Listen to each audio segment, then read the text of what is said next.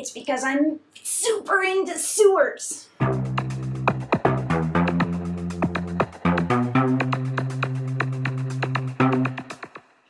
Today we're going to be talking about Municipal by Rudyard Kipling, which is a really great poem even if your English teacher likes it. I mean, it's got rampaging elephants, it's got high-speed chases, and a puffed-up, self-aggrandizing bureaucrat ends up in a pit of manure. What's not to love? "Why is my district death rate low?" said Binks of Hezabad. "Well, drains and sewage outfalls are my own peculiar fad. I learnt a lesson once, it ran thus," quoth that most veracious man. "It was an August evening, and in snowy garments clad, I paid a round of visits on the lines of Hezabad, when presently my whaler saw, and did not like at all, a commissariat elephant careering down the mall. I couldn't see the driver, and across my mind it rushed that commissariat elephant had suddenly gone must. I didn't care to meet him, and I couldn't well get down, so I let the whaler have it, and we headed for the town. The buggy was a new one, and praise dikes it stood the strain, till the whaler jumped a bullock just above the city drain. And the next that I remember is a hurricane of squeals, and the creature making toothpicks of my 5-foot patent wheels. He seemed to want the owner, so I fled, distraught with fear, to the main drain sewage outfall while he snorted in my ear. Reached the 4-foot drain head safely, but in darkness and despair felt the brute's proboscis fingering my terror-stiffened hair, heard it trumpet on my shoulder. Tried to climb a little higher. Found the main drain sewage outfall blocked, some 8 feet up with mire. And for 20 reeking minutes, sir, my very marrow froze, while the trunk was feeling blindly for a purchase on my toes. He missed me, by a fraction, but my hair was turning gray before they called the drivers up and hauled that brute away. Then I sought the city elders, and my words were very plain. They flushed that 4-foot drain head, and it never choked again. You may hold with surface drainage, and the sun for garbage cure, till you've been a periwinkle shrinking coyly up a sewer. I believe in well-flushed culverts. That is why my death rate's small. And if you don't believe me, get your card yourself, that's all. So Kipling was born in 1865, which, as you may or may not remember from your world history classes, was a period in time when the British national pastime was trying to take over the world. A pastime at which they excelled so superlatively that at this point in history, there are only 22 countries that have never experienced a British military incursion. But we are primarily concerned with this country, because it's the one in which Kipling was born and the one in which he spent most of his career. Even at that point in history, India was a huge country, both in population and in diversity. So Kipling wrote primarily for and about British soldiers living and working in India. And that can make his poems kind of incomprehensible if you were not part of that pretty specific target market. I mean, soldiers make up their own slang at the best of times, and when those soldiers are working in a country that has 1,600 different languages, their slang is going to become almost its own language itself. In fact, the original version of this poem read, "It was an August evening, and in snowy garments clad, I took my Hawakana round the lines of Hezabad, when presently my whaler saw, and did not like at all, a commissariat haffy watching gaily down the mall," which was a little too much even for British audiences at that time, so when the poem was republished 13 years later, it was rewritten into the form we know today. But that said, it's still a little hard to understand, so let's go through it bit by bit. When we come into the story, someone has just asked Binks of Hezabad why his district death rate is so low. Now, it's never specified who Binks is, but when this poem was originally published in 1877, the title was The DC's Story. So people have presumed that Binks is the district commissioner, or the guy in charge of running this little section of India for the British government. As John Green has pointed out, most of the British administrators were middle-aged, middle-class, super psyched to hang out with like princes and rajas. The princes and rajas got to keep their titles and their fancy hats and some of their power depending on what got negotiated. Regardless of what got negotiated, though, the British had a huge say in what was going on account of they had all the guns. With that context established, Binks goes on to say, "It's because I'm super into sewers." So the new title of this poem is Municipal, but the content of the poem, you may have noticed, is primarily about sewers.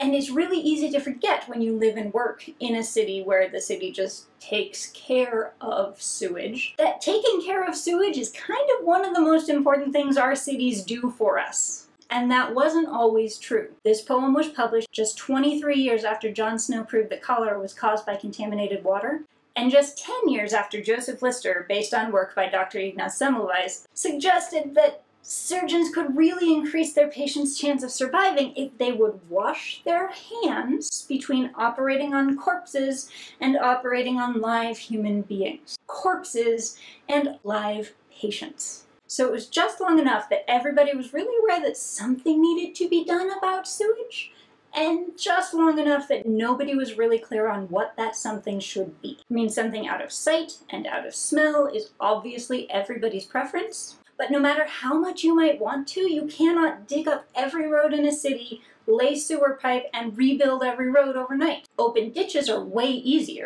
but then you've got sewage just flowing right by next to where everybody is working and living and playing. Or worse, it dries out, and then you've got sewage not flowing next to where everyone's living. Some people suggested that was the best option. Spread it out, let it dry out. As it dries out, it smells less bad, so it's probably less bad for you, right?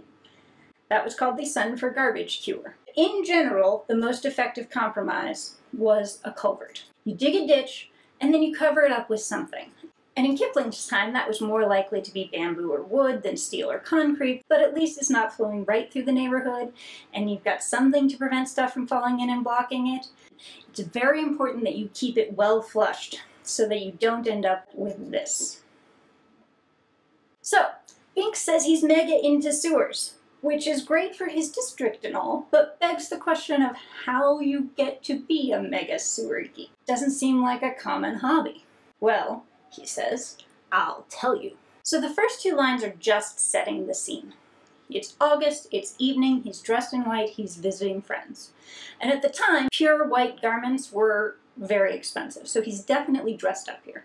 So it's August, he's evening, he's dressed up, he's visiting friends. Now when you're just building a village for a couple of people, you just build houses wherever it makes sense, and the streets is just whatever runs between them. But by the time the British got to India, they were pretty addicted to Cartesian grids. You could always tell if you were in the Indian section of a town or the British section of a town, because the British section was just laid out in nice, neat lines. It's August, it's evening, he's visiting friends in the British section of town. Now, whaler is one of those words that didn't get cut in the translation to normal English. It refers to a particular breed of horse, common in New South Wales, Australia. Australia was close. The British military really liked the horses. So at the time and place this poem was written, whaler and horse are pretty much synonymous. The commissary is the department of the military in charge of getting everybody fed. It's their job to obtain food, transport food, prepare food, distribute food, and that's hard enough when you are dealing with getting food to a population of people on the other side of the planet. But India makes it especially difficult, where you've got mountains and jungles and 3 feet of rain in one day, and sometimes the easiest way to get anything from here to there is to put it on an elephant and let the elephant deal with it all. So a commissariat elephant is a pretty common sight in Kipling's India, but the problem with elephants, as John Green has also pointed out, is a 22-month gestation period, which, combined with the territory needed to raise a baby elephant, makes it pretty much impossible to breed them in captivity. So every single commissariat elephant used to be a wild elephant. And the thing about wild animals is they don't always do what we want them to do.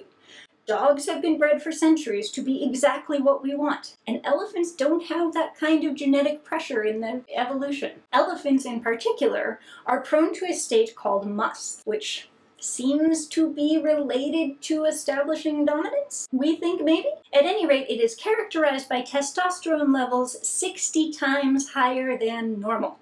In another work, one of Kipling's characters explains that when an elephant is angry, he will kill anyone except his keeper. But when an elephant is must, he will kill his keeper first. So you can totally sympathize with Binks when he says, I didn't care to meet him, and there's no place to hide in a city. And when fight and freeze have been ruled out, flight is the only option left. Now, in our cars, where vehicle and engine are made together, the car can always stand up to anything the engine can dish out. But that's not always true with a horse and carriage. Remember, he was out visiting friends. This is probably some painted, souped-up, fancy thing. And the horse is the preferred horse of the British cavalry. So a Victorian high-speed chase always comes with the added possibility that the carriage is just going to disintegrate and dump the human on the ground at 36 feet per second. But Binks says, praise the manufacturer, his buggy was up to the task, till the whaler jumped a bullock just above the city drain. So now we're really getting into the action of this poem. He's out driving on a summer evening. There's an elephant coming straight towards him. He lets his horse have it. The horse doesn't want to meet a musk elephant either, so it takes off, and the carriage is bouncing along behind, and Binks is holding on for dear life, and everything is going okay, until a bovine appears in the road. The horse gets ready, it jumps, it clears the bovine, no problem, but the horse is still attached to a carriage, and the carriage does not clear the bovine, and everybody goes down in a tangle of legs and wheels and snowy white garments, and the elephant catches up and it stomps into the mess and it's making angry elephant noises. And this elephant is in a killing mood. And elephants are smart enough to know that if there was a human in this buggy before the accident, there's a human in this pile of wood chips after the accident. And so Binks runs to the only hiding place he can find, which is the city drain. And he is running as fast as he can. The elephant is chasing after him. It is just almost close enough to get a grip on its hair. It is making angry elephant noises right over his shoulder. Binks is desperate to get up into the sewer and away from 6 tons of angry. And the sewer is blocked. He's got his back pressed into a solid wall of mire. He is centimeters away from an elephant that is desperate to haul him out and turn him into jelly. Now, we wouldn't be listening to this story if he had gotten stomped into jelly by an angry elephant, so he must have survived the experience. But he wants us to know that he did not enjoy the experience. And Binks is not the sort of guy that has to put up with stuff he doesn't enjoy. He is the district commissioner. He is in charge of all the guys with the guns. So you can just picture him, sweaty, exhausted, coming down off an adrenaline high, dressed in what used to be white, reeking of sewage, covered in dirt and straw and stuff, bursting into a meeting of the city elders and explaining that this is the way it is going to be. How did we get into this story again? Oh yeah, we were asking how to get to be a major sewer geek, and now you know the answer. And so Kipling brings up some interesting questions among all of this poop-related humor, because the district death rate is lower. That's how we got into this conversation. The effort that Binks has put in to ensure that all drains are always well-flushed culverts has stopped people from dying. And based on the death rate of cholera, it is entirely possible that Binks's efforts to do this have saved more lives than all of the doctors, all of the medics, all of the firefighters, all of the cops in his district put together. So, in one sense, it's kind of heroic. He is saving a lot of lives here. On the other hand, he's not doing it to save lives. He's doing it so he'll have a hiding place anytime he gets chased by an angry elephant. So, is he actually a hero, or is he actually a coward? And should people be judged by the intent of their actions or by the outcome of those actions? And should somebody be trying to figure out if we can induce asthma in big oil executives so that they will have a personal vested interest in reducing carbon emissions? Those are the sort of philosophical questions that poetry can bring up, and I look forward to your opinions in the comments. Tune in next time when we're going to talk about statistics! It's way better than it sounds. I promise statistics is really cool. And if you thought this video was cool, press the like button. And if you want to see more like it, hit the subscribe button and you'll get to see more interesting stuff. And if you want to show off to your friends how you found really awesome stuff, share it with all your friends. I'm Marina Ramsey. We'll see you next time. And remember, everything is interesting.